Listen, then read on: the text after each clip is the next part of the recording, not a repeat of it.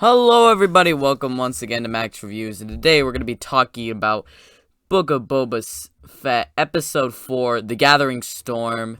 This is Max Reviews. Let's just dive into our episode breakdown and review and all that. So, for my general thoughts, sort of a thing, I would say that this is an okay episode.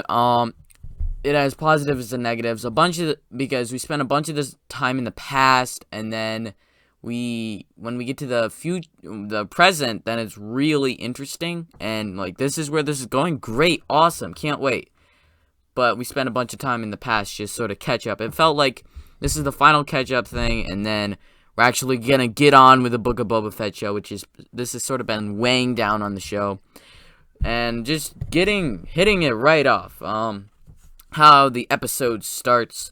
So, Boba's still in the Bacta tank in Jabba the Hutt's palace, and then we go back to flashback, and he's back at Jabba the Hutt's palace trying to get his ship, the slave one, and then there's too many guards for him, so he's trying to figure out a plan, and then he sees this giant flash over there, and this parallels pretty well with, like, The Mandalorian. I think it was episode 6, was it, or was it 5? It was a Mandalorian episode where, in season 1, where they went to Tatooine. One of the weaker episodes, probably the worst, but still, that he finds Fennec Shand, and so sort of come in full circle with seeing that post-credit scene in the Mandalorian episode, and so he takes her to, like, a guy that makes her robot stuff, and that's how she gets her robot intestines or whatever, so that she could survive. That felt a bit off to me. Just to me, like, all the robot stuff with the punk robot people, it doesn't really feel right in like Tatooine, sort of weird, awkward. And I've been trying to contemplate what did I think about last week's episode, because it had a bunch of that in it and I wasn't huge on it. So also, like, the sort of stuff that they do with it just doesn't really fit, I don't think. And so she gets the cybernetic parts or whatever, and then he asked her to help him get his ship from Jabba's palace, and then she tells him that Bib Fortuna is taking over. So they decide to get inside the palace, and you have this sort of like thing where they're going around, sneaking around, and you see some cool droids there. There's the old droid from Return of the Jedi. There's a food droid, and then there's this droid that's from the Clone Wars that finally showed up in live action. A little bugger, he's called. He's cute. Sort of funner sort of droid. So they're just sneaking around trying to get to the slave one. And then they get it. They bust out of there, kill the little fight scene sort of thing. And then Boba Fett's looking for his armor in the Sarlacc pit. But he can't find it. So it's sort of, you see the Sarlacc pit try to get him, and then they drop like a bomb from the slave one into the Sarlacc pit, and the Sarlacc dies, which... Okay, I was considering, like, did the sand monster from Mandalorian Season 2, Episode 1, did that eat it? And so, basically, they kill it, and then they decide that that Fennec Shand's gonna go with him. They kill all the guys that killed the Tusken Raiders, and then they're like, okay. And then Boba Fett finally gets out of the Bacta tank. This is like... I don't know, 35 minutes into our episode, so we spend like 2/3 of the episode in the past, and then we're all caught up. They're like, okay, your Bacta tank stuff is done, and so we're done with catching up. Finally, it's that giant weight is lifted off of us that we don't have to rewatch sort of stuff, or stuff that we sort of wanted to see. It felt pretty nice in episode 1, but then, after, like, episode 3, I was getting sort of like, we're still doing this, yikes. I'm tired of this. So we're halfway through the show, and we're finally done with flashbacks. So we're going back to actual regular stuff. And then we go to Black Chrysanthemum, and we're going back to, like, the place where Max Rebo is playing, and with the Tweckel girl. And Chrysanthemum, he's seeing the Transdoshans, and he decides just to fight them.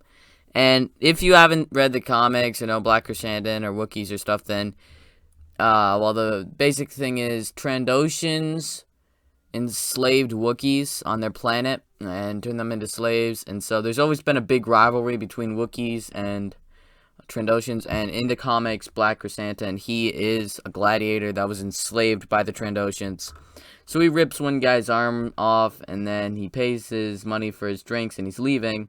And then Boba Fett hires Chrysanthemum, and then he gets the rest of the crime families, and he's like, he says that we could sort of not really team up, but you guys remain mutual, and I'm going to be taking out the Pikes because they're going to take over our world. So now we finally have like this is what's going to happen sort of a thing where we know where the episode's going, where the show's going, what's going to happen.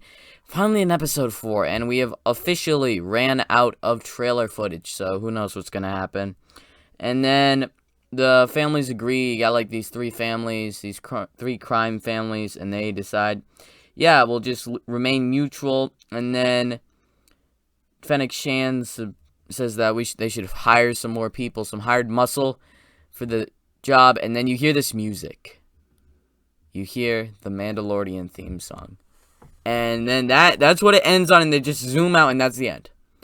They don't give us like, oh yeah, we're going to hire the Mandalorian. And that fits very, very perfectly with this show. Because the Mandalorian no longer has Grogu, and he's got the Darksaber sort of thing. We don't really know what's going to happen with him. We don't know what's happening in Mandalorian in Season 3. If he showed up in this, that would be great. That would be great to see him again and see him hired gun sort of a thing. That would be really nice to see. So I think that's what they're going to be doing. If they don't do it, well, at least we'll probably be able to see some more bounty hunter alliances or something. Maybe we could get some cool bounty hunter cameos like Aurang Singh from the Clone Wars and Star Wars Episode 1 for a brief cameo. You know, get deeper into Star Wars. We could get Bosk, maybe Honda Onaka or whatever his name is from Clone Wars. You know, we could get some deep cuts into Star Wars. Some people from the comics, maybe some really cool bounty hunters, you know, IG-88 or something like that. Some cool Star Wars bounty hunters. Cad Bane would be amazing to see in the show. Just sort of like he hires a bunch of old bounty hunters that he used to know, and they all team up to go against the Pikes. That would be absolutely insane, so cool. Like, they brought Black Chrysanthemum in, and so now we sort of know where stuff is going. So, how did I feel of an episode as a whole? I felt like it was mixed feelings. That's what I've sort of felt for the past 2 episodes here, episode 3 and episode 4.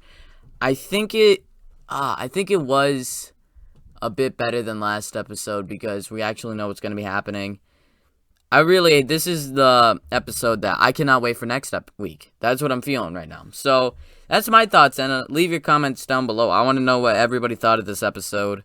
And give me a theory, like, what are you thinking is going to be coming up? What's going to be coming up here? Are they going to bring in some bounty hunters? Are they actually going to do the Mandalorian?